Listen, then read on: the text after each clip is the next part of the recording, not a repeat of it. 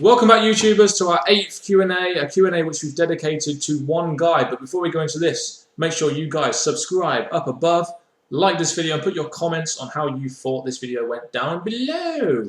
And please leave your comments in the comment section below. As you know, we are the British Fist. Clutching. And as you also know, I am Mr. Parkin. And as you all well know, NJ is awesome. What's up? Of course, and now he's even more awesome now he's done that. Today, we're going to be addressing a question by The Black Rose 1991. Special shout out to Black Rose, James the Thunder Morehouse. Make sure you go subscribe to him. We'll put his link in the description box below so you guys can check him out. He sent us a very good question which read, what is your dream pay-per-view SummerSlam? What is your dream SummerSlam pay-per-view match card and how would you book it? And this is what we're going to be doing in this video. We're just going to be going through matches that we would make at SummerSlam 2011 and how we would book them, how long they'd be. But first, what we want to do is to go into the dynamics of the pay-per-view, sort of overall dynamics, what we would have. Basically, what we would have is, because we're wrestling fans, we don't like what WWE are doing in entertainment. We think wrestling should be valued in this pay-per-view. We're going to have about 2 hours of wrestling and about an hour of filler, which is going to be for video packages, entrances, you know, all sorts of things like that, pre-match promos which you want to put in. And then also we've got to address our Money in the Bank issue because we're recording this before Money in the Bank, so we don't really know who wins yet. So we're going to make our own winners to sort of determine what we're going to be doing in the later side. And who's going to win Money in the Bank for us, NJ? We're going to have Wade Barrett for SmackDown, and we're going to have Alberto Del Rio for Raw. And can I just say, that's two very good choices there, NJ. Two choices I would pick in a heartbeat. Yes. And what we would have also, before Money in the Bank happens, we'd have Del Rio cash in his Money in the Bank on Cena before SummerSlam, as we do feel that Del Rio is established enough to be able to do that. Plus, it sets up the main event that we would have. So that's definitely what we would do. Now, what we're going to do is we're going to go onto the card, and we're going to go show how long the matches are, how we book it, what matches we're going to set, and we're going to do it after NJ says, yes, let's.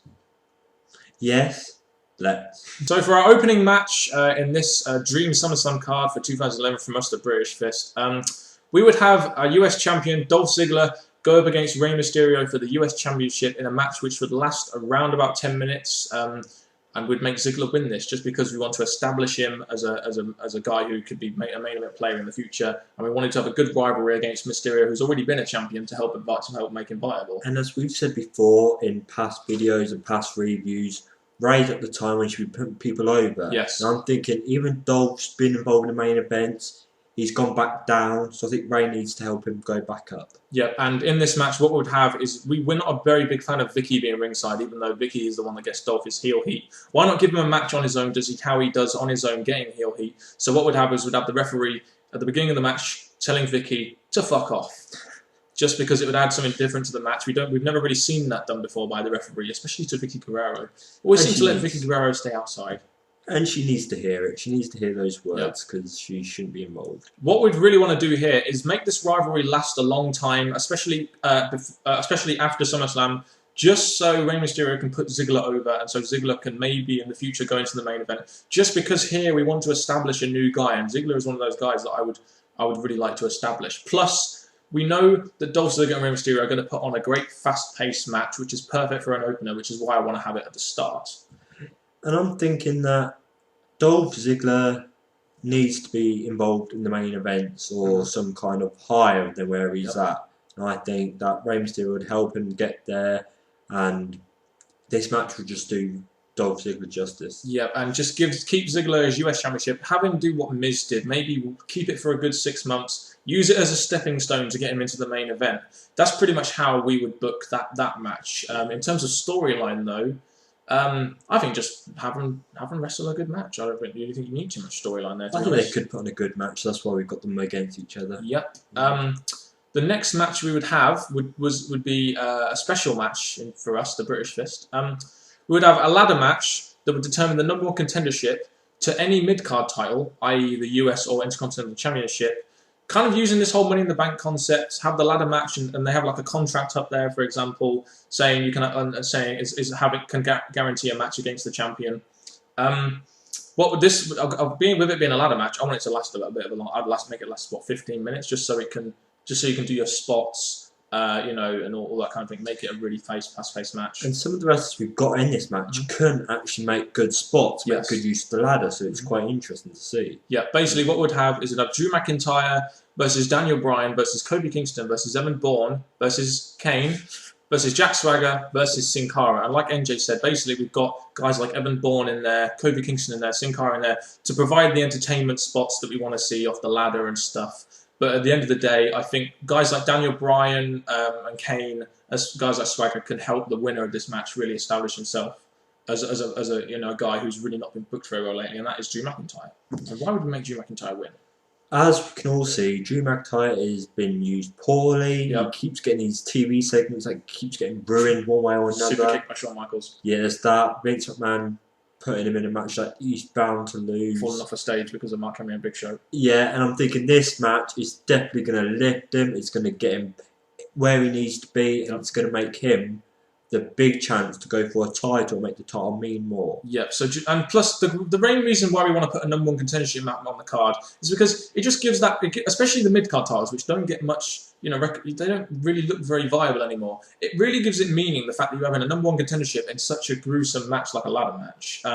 What we'd have here is we'd have McIntyre win, but because he's not being used very well on Raw because there's so many heels there, what we'd do is we'd have him go over to SmackDown and feud with Ezekiel Jackson, who is the Intercontinental Championship, just so you can get Drew McIntyre onto SmackDown, where I think he can be used a little bit better, in my opinion. It's just an excuse to get him over there.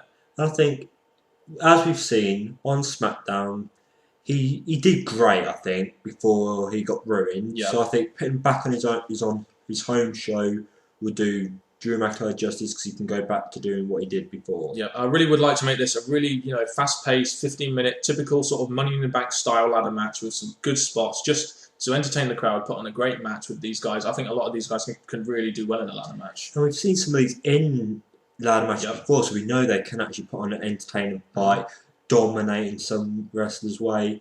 So I think for them to all do their part would really help Drew McIntyre look good in this match. Definitely, and it can provide a very entertaining match, which will get the crowd going for our next match that we've got here.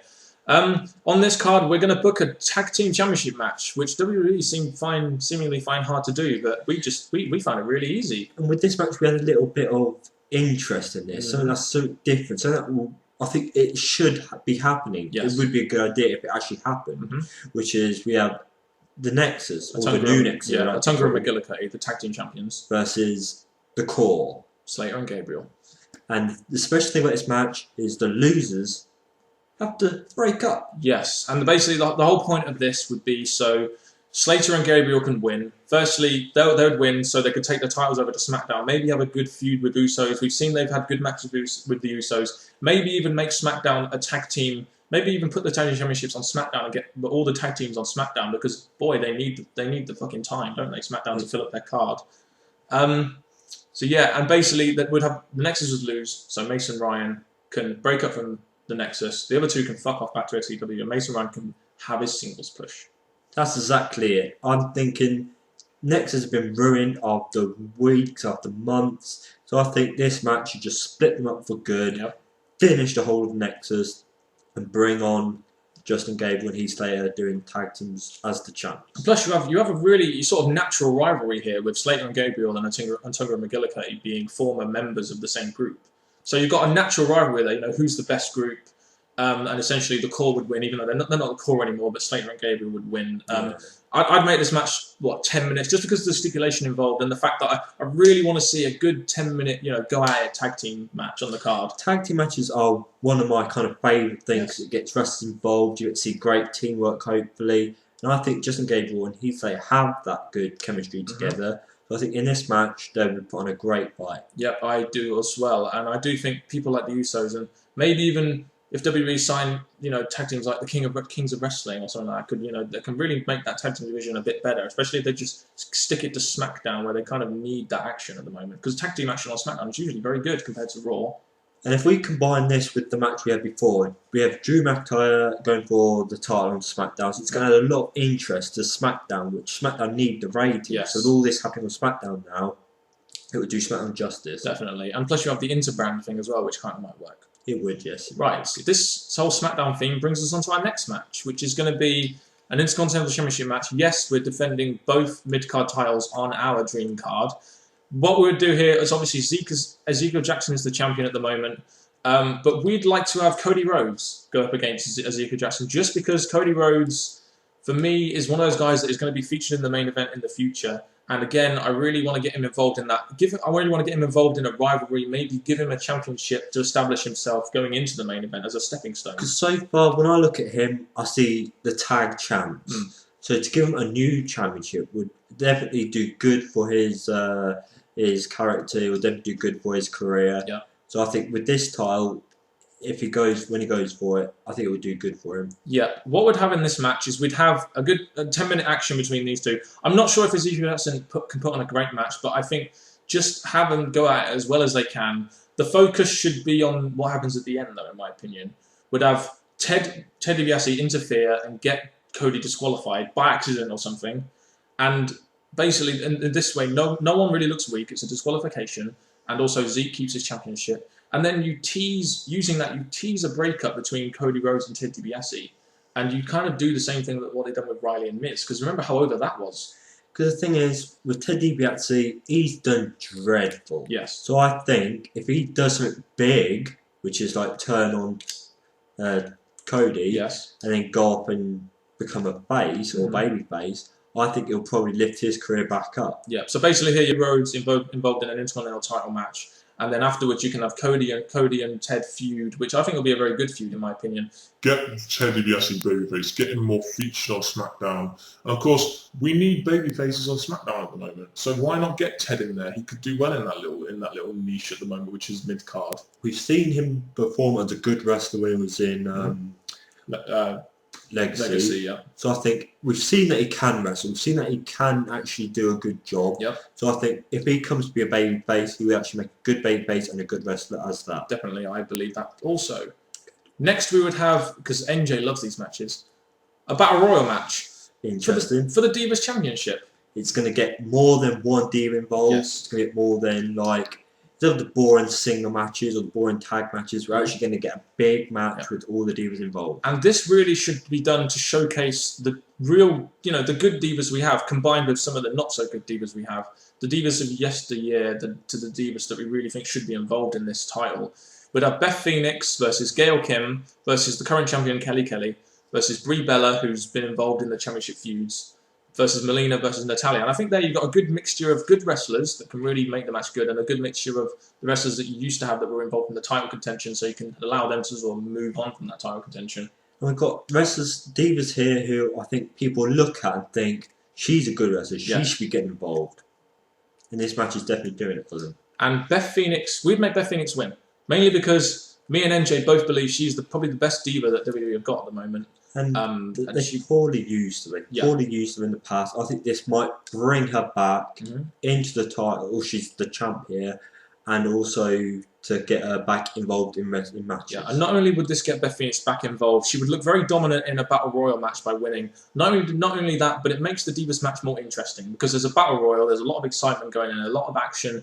And plus, it would just get the proper Divas, like the Natalyas, the Melinas, the Gail Kims, back in that Divas division, which we think really needs to happen. And this could be the sort of transition phase which we really want to establish for the Divas division at the moment. And with this match, I think the way it is, it will definitely stop people complaining how bad the Divas matches are. Definitely. Because this is definitely an interesting match, I think. And Beth Phoenix would win. That's the main thing. People would love that. I think people would love that also. The next match we would have is a continuation from the current status in WWE, which is Mark Henry versus Big Show. But we would have this match as their two monsters in a cage. In a very still cage. Yep, and why would we have that, MJ? And I'm thinking, because with them in a cage, all they can do is concentrate on each other and have no escape from each other, and then have to be in a combined space, battling it out. Yeah, and as we know, the rivalry between these two has gotten very intense lately, so why not stick them in a cage match together? It would be a very interesting match. Two big guys with a cage there for them to use, and we have a really interesting way this match would finish, actually, don't we, MJ? We do, because we're going to have them battling out. Mark Henry's probably going to dominate through the match, because like he needs to bring himself back up. Yep. And what he's going to do, he's going to, in one part of the match, he'll ram Big Show probably into the cage, and the cage pretty much breaks. Pretty much, yeah. And then, obviously, Big Show would win because he escaped first. So Big Show would win the match, but you'd still have Mark Henry looking strong because he would have dominated Big Show. And after the match, you can do the business on Big Show, maybe even continue the rivalry, make Mark Henry look strong. As we all know, at the moment he's getting this huge push. Maybe you can give him this push, maybe to get involved in the main event at a later stage, even though I do think it's a little bit too late for him. But keep going with this push they got for him. It's just something different and refreshing they have on SmackDown at the moment. And I think it's not hurting anyone by having Big Show actually beat Mark Henry, because Mark Henry did great in that match. Yeah. It's just that Big Show has now a win over Mark Henry. True. Right, so we move on to our next match then. Go on. Next, we'd have a rivalry which I believe is probably one of the best rivalries WWE have got at the moment, in my opinion. I would have the culmination of Miz versus Alex Riley in a street fight. Now, I'd want to make this match last a good amount of time because this is going to be the feud ender. So I really want this to be the last big blowout match they have. And a street fight fits them perfectly because we all know that they really do hate each other. It's shown in the last couple of weeks. And, they can really go at it and have a brutal match. And that's the kind of match you want to have at the end of the feud. And with no rules and nothing stopping them, they can do what they want and go where they want. They can take it to as far as extreme they want, which I think they really want to both let their beings out with each other in this match. Yeah. We'd have Alex Riley win this match, mainly so that Alex Riley can be put over so he can go off on his own after Miz as a singles guy. And also, when you break up this feud, it allows Miz to maybe get back in the title run again, as I think he does deserve to be in the main event. Even if Del Rio is in our minds going to be the top heel on Raw at the time. I think this could be a really great... I mean, I'd love this rivalry to continue, but I really think it needs to end so that Alex Riley and Miz can concentrate on different things. And you've now done your job establishing Alex Riley, so you might as well let him go off and maybe win a mid-card title or something. This would be the perfect way for him to establish him as a singles guy. And I think the way they are, you've got Mentor and you've got his... Accomplice, pretty much. You've got them at the end of their long rivalry in their feud. Mm-hmm. And I think they need to bring it to a great big climax, great big finish. And it will be a great climax between those two, I believe. It's a great match, yes. And Alex Riley will get the win. Yay, Alex Riley! The next match we would have is another rivalry which is waiting to happen. This already has happened, really. And that is R-Truth versus John Morrison. Basically, what we'd do here is we'd have John Morrison return to face R-Truth a couple of weeks before, saying he wants a match with SummerSlam, he wants revenge on R-Truth as he's just got back from his injury. And this match, again, because we want it to sort of... we want to continue the feud here, don't we? We do, yes. Yeah, so we'd have... the match will last about 10 minutes, but we have an interesting ending to this, which NJ will tell us through. What we're going to have is that... double DQ. Yeah. Double count out or something. What they do is they just go at it, not caring about what's going on around them, not what's going on about the time, no matter what the ref's saying, they're just going to go at it, and really, John Morrison's just going to have his mind set on R-Truth and just getting his friends back on R-Truth. Yeah, and this basically would have this match end in a double count out because both of them, obviously this rivalry is very intense, as we've seen from John Morrison's injury, and we'd have both guys fight backstage for a little while, for a good sort of 5 minutes or so, have the match end that way. Who cares about the result? You have a fight backstage, it's very entertaining, it's very good for the rivalry, which is already very intense. And it's a match that we all want to see. We've seen R-Truth on this growth spurt in the WWE. It's get involved in main events. But then we're all forgetting that it was John Morrison that is involved with R-Truth. And I'm thinking with him coming back, he'll put on a great fight and a great all this feeling involved. And I think it'd be a really good match. Yeah, and if the plans for our main events, which we'll do after this, go right, then I'd like to get someone like Morrison in the main event. Just because it would really suit the guy we'd have to win. But we'll talk about that later. But as we keep Morrison involved in main events, R-Truth's going to stay there too somehow. But yeah. Are we ready to move on to our two main event matches, MJ? Let's go for it. Let's do it after this. In the first of our two main events on our Dream SummerSlam card, we would have none other than Alberto Del Rio, who had already cashed in his Money in the Bank on John Cena previously, against John Cena in a singles match for the WWE Championship. I think this is a match waiting to happen, which is why I'd like to have it at SummerSlam. And I'm thinking, for their first match, for their first one match together, it shouldn't have any stipulations or any special matches. It should be just a single one-on-one match, just so you can see how good they are together. Yeah, and I think the lead up for this match basically would go off Alberto cashing in his Money in the Bank, and then Cena saying to him, "Oh, you didn't have a one-on-one shot with me. I'm gonna, give me a one-on-one match. I'll show you I can win." But at the end of the day, we'll have Del Rio win just because he needs to establish himself as a main event heel, and to have him go against John Cena and do it would be a good thing to do, in my opinion. Just establish himself and make him win the match. And the interesting thing is that it's not just going to be all about Alberto versus John Cena. We're going to have a return or an appearance from CM Punk in the audience with the mic doing his great promos he does, one of his great speeches and that. Basically, you would have him distract Cena, wouldn't we? Pretty much, So that would be the case. because we don't want to have him in clean, really, do we? Yet. Not in their first match, no. So we'll have Del Rio, because Del Rio at the moment has got this sort of cheap shot gimmick character, hasn't he? Like, he would win anyway. So have him win in a cheap way, just in his first title defense against John Cena, kind of like they did with Miz, for example, and then build him up slightly stronger every time. But I think they should start off like that. And also, it gets Punk involved with Cena, because in the future we do want to move Cena away from the title opportunity, so we can bring a new face into there against Alberto, which I think would be better for Del Rio to establish himself as the top heel on Raw. That's so true. We've listed other people who maybe we have John Morrison. John Morrison in there, I think he would deserve to be in the main event, because he's one of those kind of guys that probably won't win the title, but can still have a good match with Del Rio, and Del Rio would probably be more believable to beat him rather than someone like John Cena.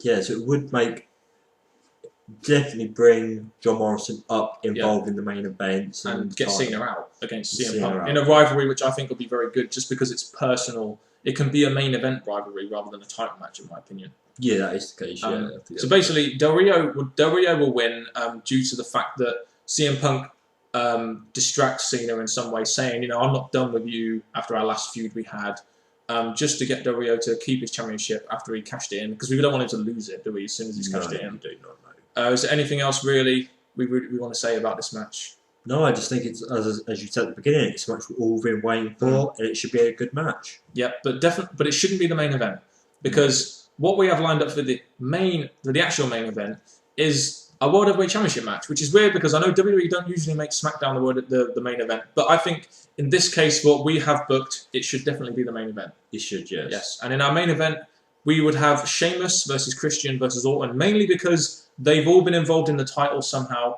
Sheamus and Christian and Orton have been involved in main event segments together, so they all have a reason to go after the title. So why not have Sheamus versus Orton versus Christian as a triple threat match for the heavyweight champion? And we haven't seen it really at a pay-per-view yet, so why not have that match? No, I think it'd be interesting because we have Orton, who is the currently reigning champion, versus Christian, who I think really wants to get the title to relive his dream. We have Sheamus, who thinks that he deserves to be the number one contender and the champion at the time. Yeah. And just a quick note, we are recording this when Orton is the champion, so we have him as our champion. As James stated on Facebook, he wants us to keep the same champions as he did when he asked the question, so we're keeping Orton as the champion. Yeah, so the story would basically be, like I said, they all have reasons to go after it, so get him involved in there. I'm sure Teddy Longton's worked that out somehow. From what he usually does. If not, hopefully by Summerslam, Dylan won't be there anymore. Hopefully, because we bloody hate him. But anyway, we'd have Orton win this match, purely because of what we've got planned later. But what we'd basically do is, during this match, I really want to establish Sheamus as a face, just because SmackDown need a second baby face. SmackDown have like Cody Rhodes, that can really come into that main event as a heel. I really do think they need to establish a second babyface. And in my opinion, Sheamus seems to be very over with the crowd at the moment, so I think they should gently establish should establish Sheamus as a second babyface on SmackDown, because they do need it. Because at the minute, Sheamus during his career, he's played a really strong heel. So I think to change him into a babyface would definitely be something different, and I think it could actually work for him. Yeah, like I said, and also a guy like Christian, I know people might hate me for saying this, but I don't really want to see Christian in the main event. I'd rather see Christian face guys like Daniel Bryan and Sin Cara and help maybe either put them over or just, have good rivalries with them, because he is a very good heel, but I do think he could be more used in the mid-card where you've got guys like Daniel Bryan and Sin Cara who really do need a rivalry in a way at the moment. So basically that's how we'd get Sheamus, that's how we'd keep Sheamus in the title hunt, and how we'd keep Christian out of the title hunt. Basically, because what we've got planned next is a big return, because we wanted to do a big return at SummerSlam. And who is this big return, and what is he going to do on his return? Chris Jericho. Of course. And after Randy Orton has defeated Christian and Sheamus, we're going to have Chris Jericho beat down Orton because as we remember, Orton punted Jericho in the skull. Yes. So I think now, after the beatdown, the interesting happens. We have Wade Barrett cashes Money in the Bank and become the World Heavyweight Champion. Of course, and this in itself would set up a Jericho-Orton rivalry, which I think not only will be interesting, but will get Orton out of that title, picture, so we can give the title, chance to someone new, like someone like Barrett. I know Sheamus has been involved already, but get Sheamus involved in there somehow. Get Sheamus as the babyface, get him over as a babyface, have him against Barrett, who's very established as a heel. That would be our future main event, and have Orton and Jericho as a side feud on SmackDown. I'm not sure how many people want to see Sheamus versus Wade Barrett, but I think Battle of the Brits, and also Wade Barrett as a new face, he would want to still go for the title. Yeah. So why not have him still against Wade? Yeah, of course. And really, I think, to be honest, that would be the best way to end the pay-per-view. Have a Money in the Bank cash-in, which is interesting.